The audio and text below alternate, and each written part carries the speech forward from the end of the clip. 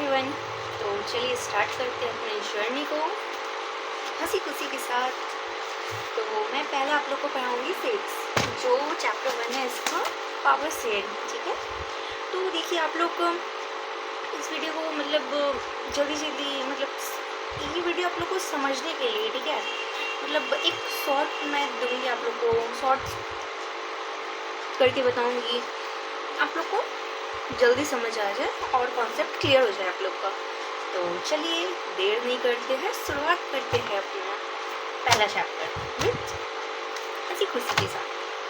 तो आप लोग से रिक्वेस्ट है कि मेरे चैनल को सब्सक्राइब करें, लाइक करें, कमेंट करें। तो देखिए मैं पहला पेज नंबर 2, 3 मैं आज आप लोग को यहाँ तक बताऊँगी, ये आप तक। उसके बाद मैं फिर नेक्स्ट वीडियो पे बाद में बताऊंगी मेजोरिटिज्म इन श्रीलंका के बारे में। ठीक है, तो इतना पहले आप लोग समझिए, अच्छे से ध्यान से सुनिए, ध्यान से समझिए।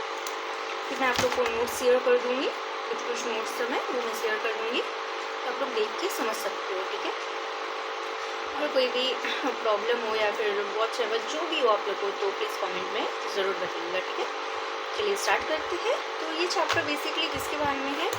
बेल्जियम एंड श्रीलंका के बारे में। ठीक है, तो पहले ये बताइए आप लोग बेल्जियम का कैपिटल क्या है? तो बेल्जियम का कैपिटल ब्रुसेल्स है। ठीक है, तो ये सबको आप लोग कॉपी में नोट कर लीजिए। ठीक है, ये सब आप लोग को बहुत हेल्प करेगा बोर्ड में। ठीक है, तो आप लोग के पास बुक तो होंगे, तो आप लोग ये बुक ओपन करके देखिए, मैं जो पढ़ा रही हूँ मैं सही पढ़ा रही हूँ या गलत पढ़ा रही हूँ, इससे आप लोग को एक आइडिया लग जाएगा ना कि हाँ वैष्णवी मैम ऐसा पढ़ा रही है, वैसा पढ़ा रही है, आप लोग देख लीजिए। ठीक है, चलिए स्टार्ट करते हैं। Belgium is a small country in Europe, smaller in area than the state of Haryana. तो बेल्जियम एक यूरोप का छोटा कंट्री है और उसका एरिया हरियाणा से छोटा है। ठीक है, it has borders with France, the Netherlands, Germany and लिमर्क्स। तो ये सब बॉर्डर किस किस से करते हैं? फ्रांस, नेदरलैंड, जर्मनी, लिमर्क्स। It has population of a little over 1 crore, about half the population of Haryana. तो ये हरियाणा के पॉपुलेशन से 1/2 करोड़ कम है पॉपुलेशन हरियाणा से। कहाँ पे? बेल्जियम में। The ethnic composition of this small country is very complex. तो इसका जो इनिशियल कंपोजिशन है ये बहुत ही कॉम्प्लेक्स है। कॉम्प्लेक्स मतलब एक तरीके से समझ लीजिए आप लोग हार्ड। ठीक है, हार्ड, क्योंकि यहाँ पे क्या बताया गया था कि बेल्जियम में, ठीक है मैं आप लोग को आगे बताती हूँ, जो पहले है मैं उसके बारे में बता देती हूँ, तो मैं नेक्स्ट रखूँगी। ठीक है, तो of the country's total population 59% lives in the Flemish regions and speak Dutch language. तो इस कंट्री का टोटल पॉपुलेशन ऐसे तो 100% होता है, बट हाफ मैं बताती हूँ। 59% लोग रहते थे फ्लेमिश रीजन्स में, तो कौन सा लैंग्वेज बोलते थे? डच स्पीकिंग बोलते थे। और अनदर 40% लोग जो रहते थे वलोनिया रीजन में, वो क्या बोलते थे? फ्रेंच बोलते थे। और बाकी के जो 1% थे बेल्जियम में, वो क्या बोलते थे? जर्मन बोलते थे। तो in the capital city Brussels, तो मैंने पहले ही बताया था ब्राज़ील। बेल्जियम का कैपिटल क्या है? ब्राज़ील। ठीक है, बेल्जियम का कैपिटल क्या है? सॉरी, मिस्टेक हो गया, सॉरी। बेल्जियम का कैपिटल क्या है? ब्रुसेल्स। ठीक है, याद रखिएगा बेल्जियम का कैपिटल क्या है? ब्रुसेल्स। तो 80% स्पीक ऑफ जो ब्रुसेल्स में 80% जो लोग फ्रेंच बोलते थे और 20% डच बोलते थे। तो यहाँ पे उल्टा हो गया, वहाँ पे 59% फ्लेमिश रीजन्स में डच बोलते थे, 40% फ्रेंच बोलते थे, और यहाँ पे फ्रेंच 20% बोलते हैं और डच 80%।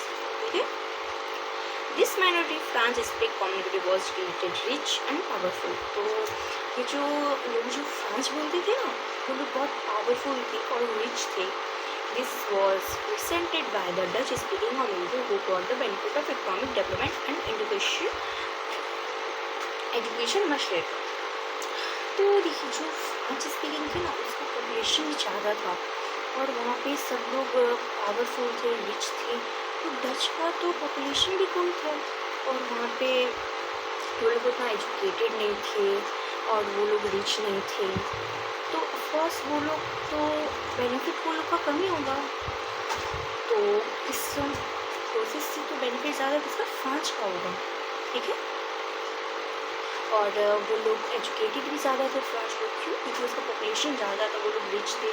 और डच तो वो थे थोड़ा, उनका पॉपुलेशन भी कम था। तो इस बीच में टेंशन हो गया किसके बीच में, डच और फ्रांस के बीच में। कब, 1950 से 1960 के बीच में। अब क्यों टेंशन हो गया, इस प्रोसेस से आप लोग समझ गए होंगे क्यों टेंशन हो गया। क्यों, क्योंकि फ्रांस में ज़्यादा पॉपुलेशन थी, वो लोग रिच थे, वो लोग पावरफुल थे। डच पावरफुल नहीं थे। तो the tension between two community war हो जाती है, ठीक है। तो मतलब ये टेंशन मतलब बढ़ती गया। अभी बताया जाएगा कि इसका संविधान कैसे हुआ। तो इसमें स्पेशल प्रॉब्लम क्या था, देखिए यहाँ पे स्पेशल प्रॉब्लम क्या था। Dutch speaking people constitute majority in the country but a minority in capital.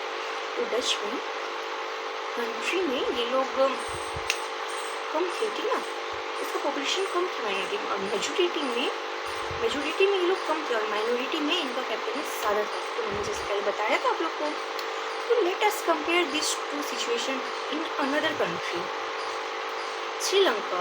अब श्रीलंका के बारे में पढ़ेंगे, जैसा हम लोग यहाँ पे बेल्जियम के बारे में पढ़ेंगे, ये सब श्रीलंका के बारे में पढ़ेंगे। तो अपने ये दोनों के बीच में आप लोग को पता चलेगा आगे। Sri Lanka is an island nation just a few kilometre off the southern coast of Tamil Nadu. तो श्रीलंका जो है ये एक आइलैंड नेशन है और ये कुछ ही किलोमीटर की दूरी में है, साउदर्न कोस्ट तमिलनाडु के कुछ ही दूरी में है। It has 2 crore people about the same as Haryana. जितना हरियाणा का पॉपुलेशन था उतना श्रीलंका में भी है, ठीक है।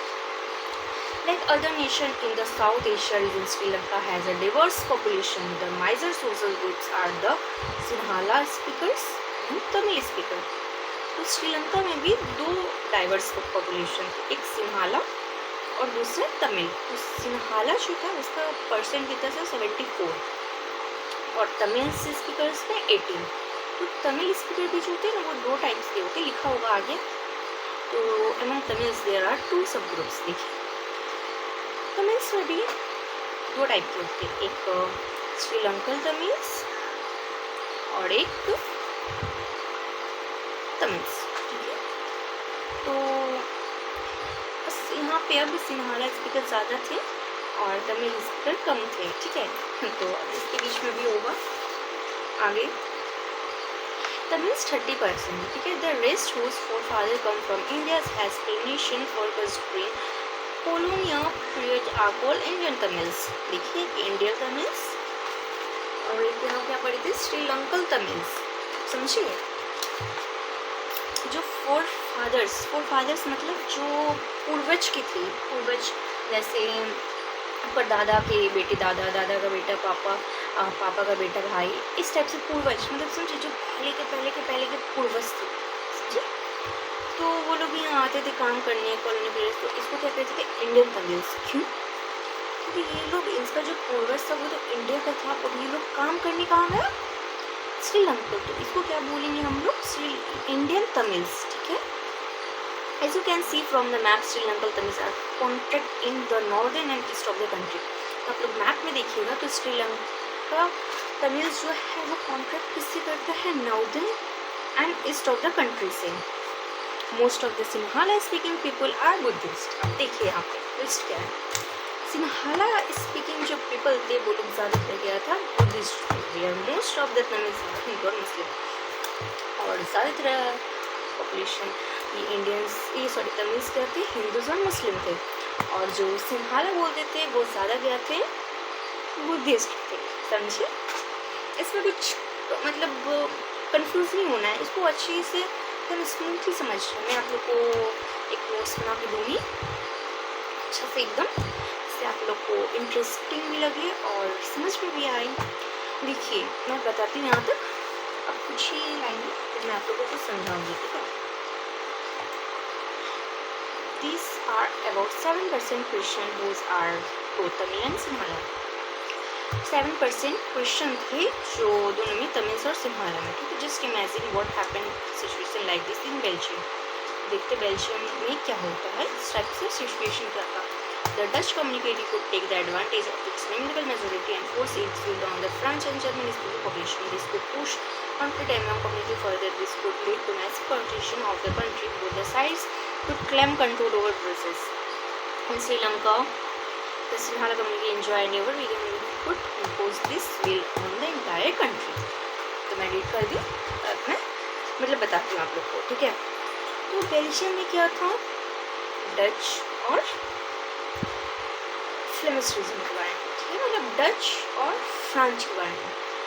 और यहाँ पे श्रीलंका में क्या था, सिंहाला तमिल्स के बीच में। तो देखिए जब श्रीलंका में क्या हुआ था, सिंहाला लोग का पॉपुलेशन ज़्यादा था, ठीक है, वहाँ पे ज़्यादा लोग सिंहाला बोलते थे।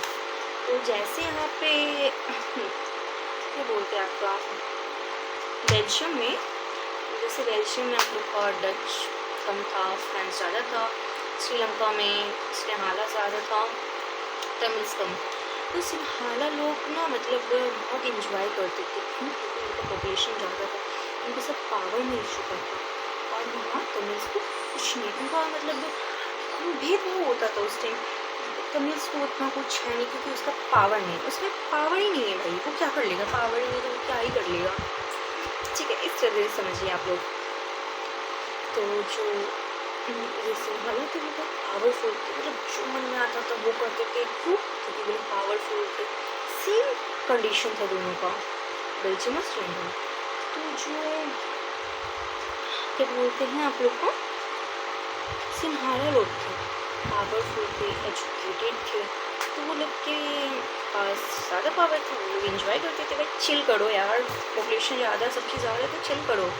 और वहाँ के तमिल्स वो लोग चिल ही नहीं कर पाते थे भाई, क्यों, उनका पॉपुलेशन भी कम, उनका एजुकेशन लेवल भी कम, तो वो करे तो करे क्या करे भाई। तो इसलिए वो लोग तमिल्स लोग बहुत शांत रहते थे, मतलब उन लोगों को गुस्सा आ रहा है भाई, बट फिर भी वो लोग शांत हैं कि चलो शांत रहो, बट कितना शांत रहेंगे भाई। भूखा शेर को आप लोग सामने खाना दे रहे हो, बट उसको खाने नहीं दे रहे हो, तो वो कितना देर तक शांत रहेंगे भाई, वो एक न एक दिन दहाड़ेंगे ही। तो सेम यही था। तो जब आगे हम लोग मेजोरिटी में श्रीलंका के बारे में पढ़ेंगे, तो उसके बारे में हम लोग आगे पढ़ेंगे। तो अभी तो हम लोग यहीं तक पेज नंबर 3 को मैं यहाँ तक के भी पढ़ाई हूँ आप लोग को। तो आई होप मैं जिस तरीके से पढ़ाई हूँ आप लोग को समझ आए होंगे। तो मेरा वीडियो ज़्यादा देर का भी नहीं है, मेरा वीडियो 13 मिनट का है। तो आई होप आप लोग के पास 13 मिनट होंगे मेरी वीडियो सुनने के लिए। तो मैं तो यही चाहूँगी कि आप लोग अच्छा मार्क्स लाएँ, अच्छा स्कोर करें, अपने पेरेंट्स को प्राउड फील करवाएँ। देखिए पढ़ाई बस पढ़ाई नहीं, पढ़ाई के साथ साथ खेलना भी ज़रूरी है, बहुत कुछ समझना भी ज़रूरी है। मतलब बस ज़िंदगी है तो ये ऐसा नहीं है कि बस पढ़ना ही है, साथ साथ बहुत कुछ करना है। अपने गोल को अचीव कीजिए, आप जो टारगेट बना है उस टारगेट को फोकस कीजिए, तो आप लोग ज़रूर सक्सेस को प्राप्त कर पाइएगा।